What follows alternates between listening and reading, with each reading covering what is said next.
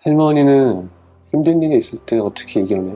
그럼 보통 어떻게 얘기할 거야? 힘든 일이 있을 때 엄마는 어떻게 이겨내? 그냥 명언들 이런 거 생각날 거야. 그냥 뭐 지나가면 다 된다, 뭐 시간 얘기해 준다 그러는데 나한테 도움이 되나 진짜? 도움이 안 되잖아. 근데 저 할머니는 저한테 이렇게 얘기해 줬어요. 힘든 일이 있었을 때 어떻게 이겨내? 이렇게 물어봤을 때 늘 이기는 건 아니야. 가끔 지기도 하지. 이렇게 얘기하면 그 두 줄만으로도 제가 감정을 어떻게 느끼냐면 다 이길 필요는 없구나. 지는 것도 인생이구나. 나도 힘들 때 굳이 악바리처럼 이겨내려고 하지 않아도 괜찮아. 좀 노력해서 이기면 더 좋겠지. 근데 진다고 잘못한 거 아니야. 엄마, 아빠, 할머니는 내가 잘할 때만 좋아하는 게 아니야. 저도 나 그대로 좋아해. 결과가 나빠도 괜찮아. 과정에서 나는 아름다움을 느꼈으니까, 즐거움을 느꼈으니까. 이 수많은 것들, 녹아있는 것들, 우리가 아이한테 들려주고 싶은 감정을 그 한마디로 녹여내서 들려줄 수 있단 말이야.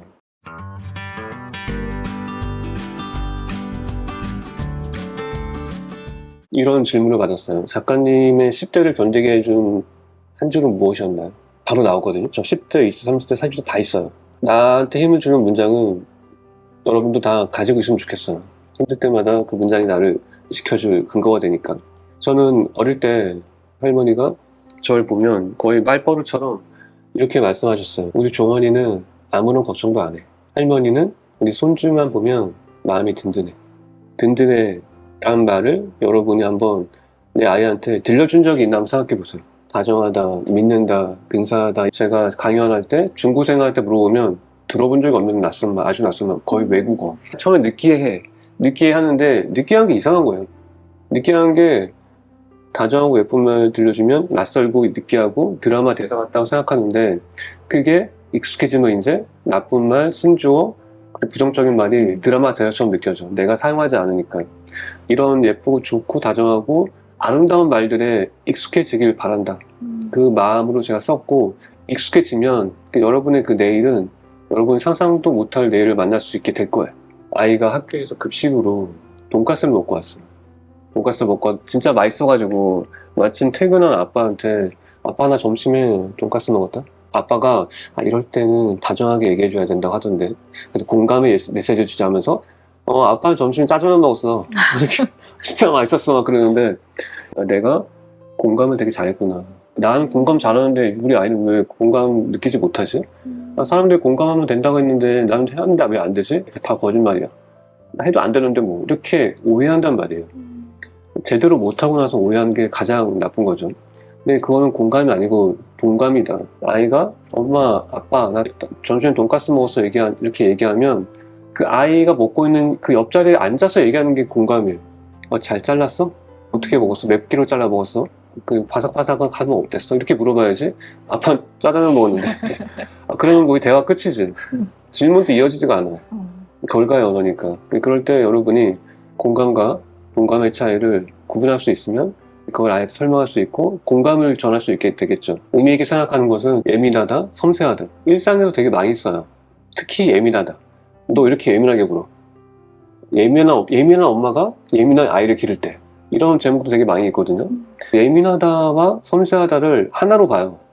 하나로 보는데 과정이죠. 예민한 게 먼저고 그 다음이 섬세인데 지금 내가 아이한테 과자라고 생각해보고 과자가 실수로 끝에 조금 붙어졌어.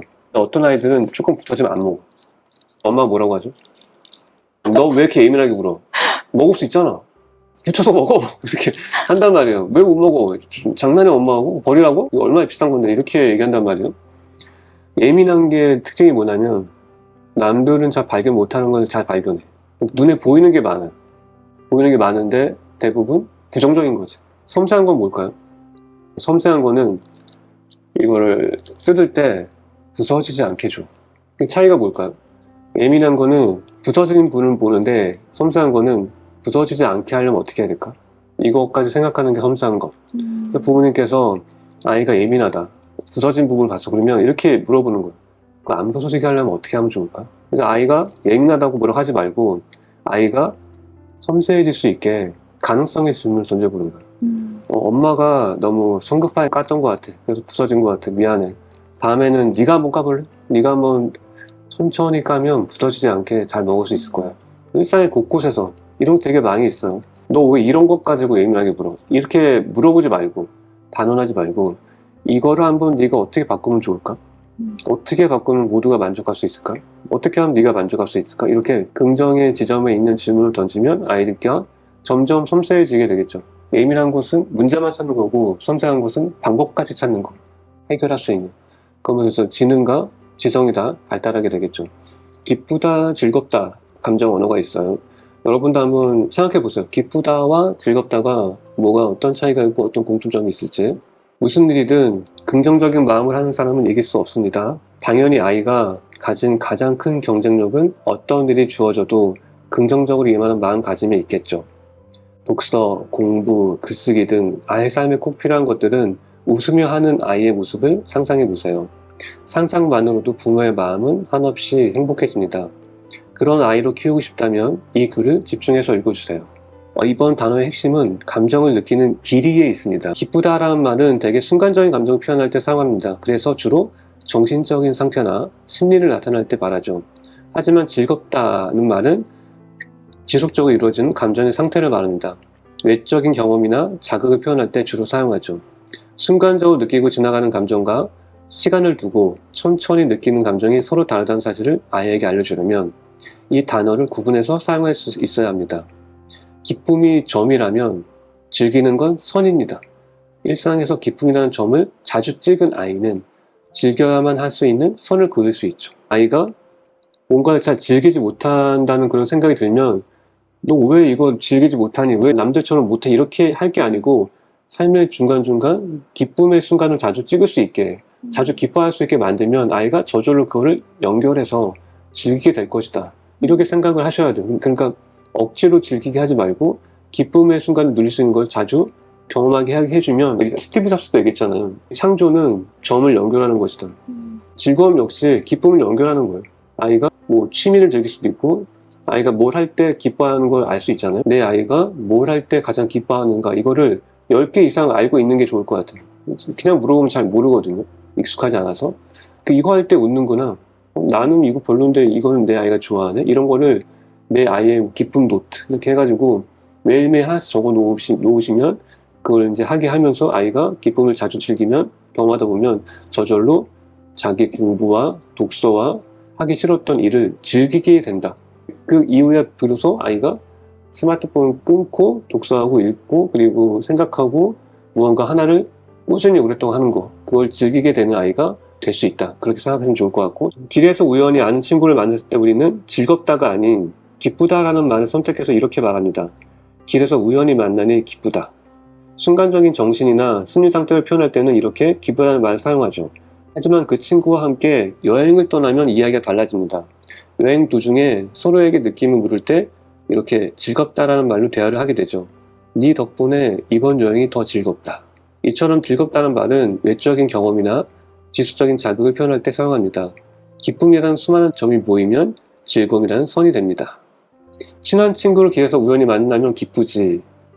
친구와 함께 놀이터에서 해가 질 때까지 놀면 얼마나 즐거울까? 이번 겨울에는 어디로 여행을 가면 더 즐거울까? 그날을 기다리는 이 순간이 참 기쁘다.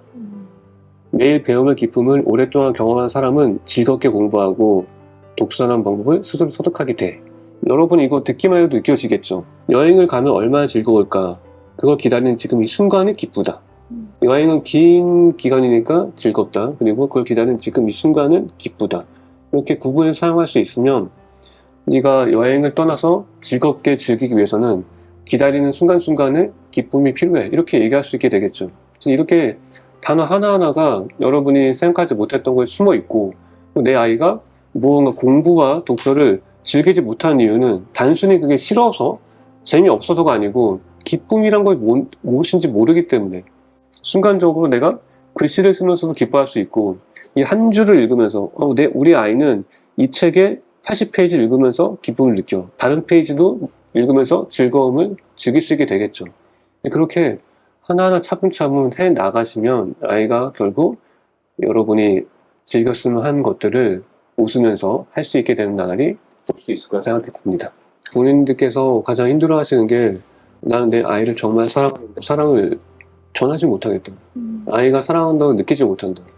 아, 엄마 나 사랑한 적 없잖아. 이런 얘기를 가끔 들을 때가 있어요. 조그만 아이가 엄마 너 사랑해 그러는데 거짓말. 엄마 나 사랑한 적 없는데? 이렇게 얘기를 들어. 그럼 얼마나 충격적이겠어요? 앞이 깜깜할걸? 지금까지 많이 줬고 앞으로 줘야 되는데 앞으로도 못 줄 것 같다는 그 불안감. 그 아이가 그대로 커서 성인이 돼서 집 나가서 영영 나 안 볼 것 같다는 그런 암묵적인 기분이 느껴진다면 실제로 강연장의 한 부모님께서 그런 아이가 커서 이제 20살 넘었는데 엄마 나 사랑한 적 없잖아 하면서 집 나가버렸다. 그런데 그 아이는 이제 되돌릴 수가 없어요. 20살 넘어서 성인이니까. 성인이 되기 전에 아이한테 사랑을 충분히 전할 수 있게 해줘야 되는데 아이랑 같이 여러분이 신문을 좀 봤으면 좋겠어요. 신문. 저는 계속 구독하고 있는데 신문이 한 달에 25,000원밖에 안 해요. 구독료가. 진짜 싸죠. 근데 되게 안 사. 이렇게 커피숍 가서 막 케이크 커피는 막 2만씩 사는데 마음껏 먹고 하는데 책은 마지막까지 사지 않는 최후의 보루.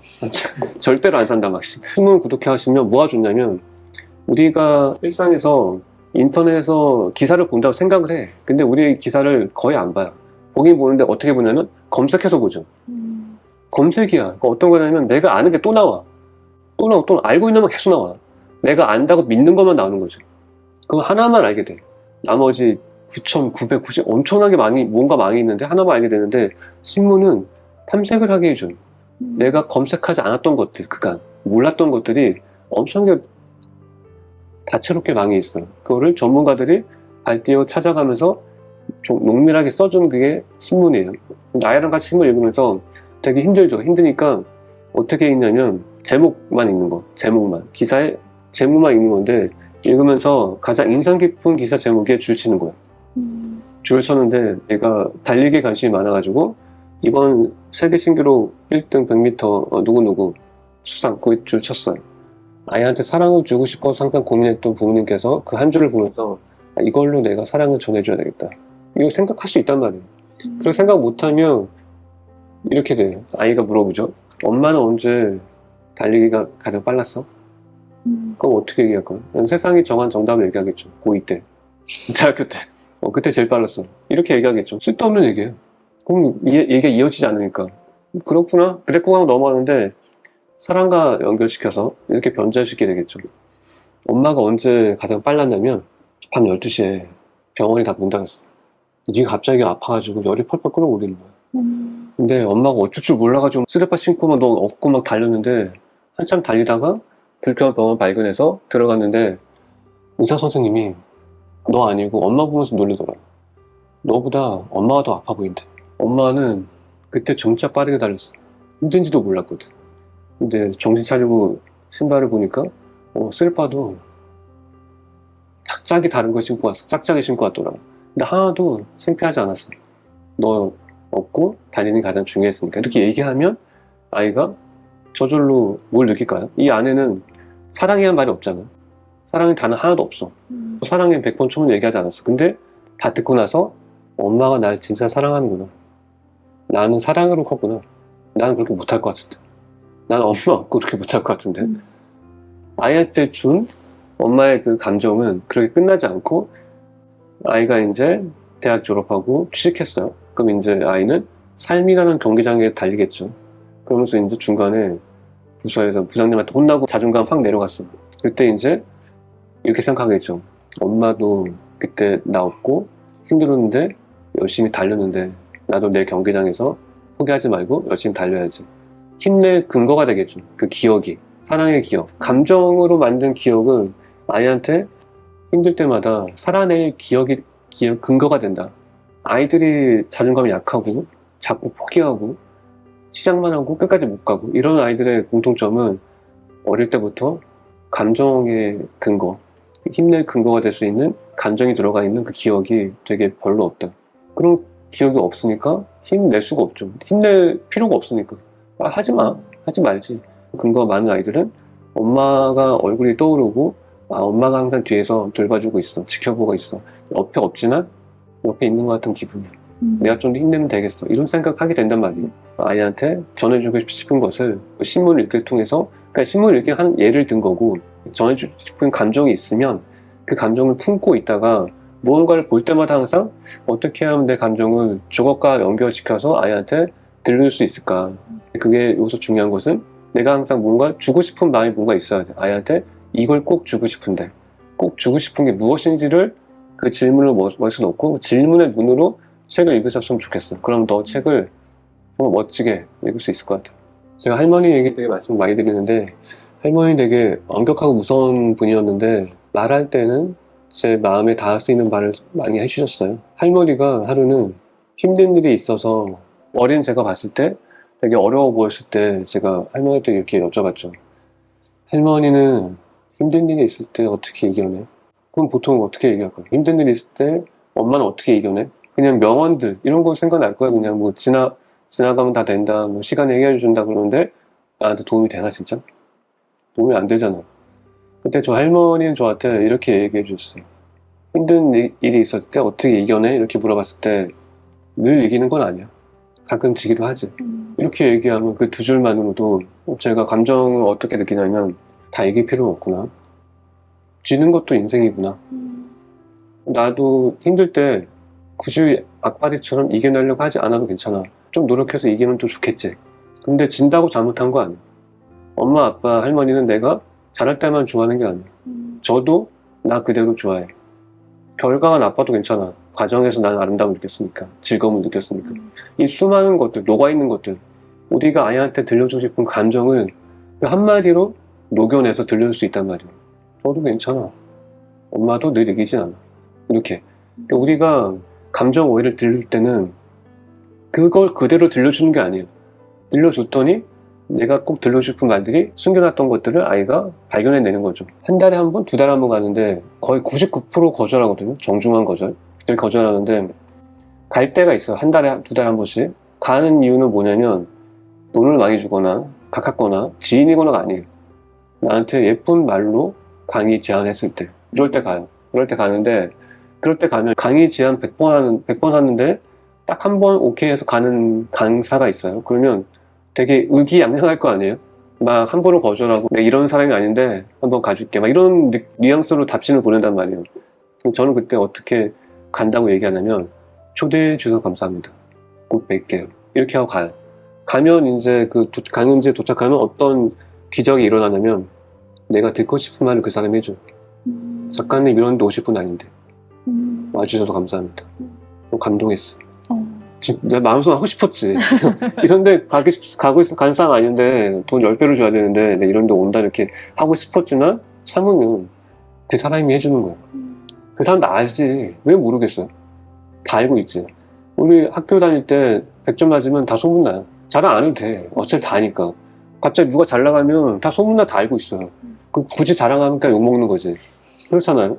그럼 여러분들도 아이한테 하고 싶은 얘기 다 하지 마라. 꼭 내가 하고 싶은 얘기는 잠시 묻어놓고 그 얘기를 아이가 직접 떠올릴 수 있는 그 말을 하는 거예요. 그래서 그게 어렵죠. 여러분이 어떻게 하면 그렇게 내가 말할 수 있을까를 하나하나 발견해낼 수 있을 거예요. 그렇게 되면 정말 여러분 가정이 얼마나 아름답겠어요. 정말 쓸모 있는 말만 하고 들어서 가치 있는 말 그리고 글로 써도 괜찮은 말들을 할 수 있는 가정이 된다면 그런 가정에서 자란 아이가 못 자랄 수가 없게 되겠죠. 네, 그런 가정이 되기를 꿈꾸면서 이 정도로 말씀드리겠습니다. 네.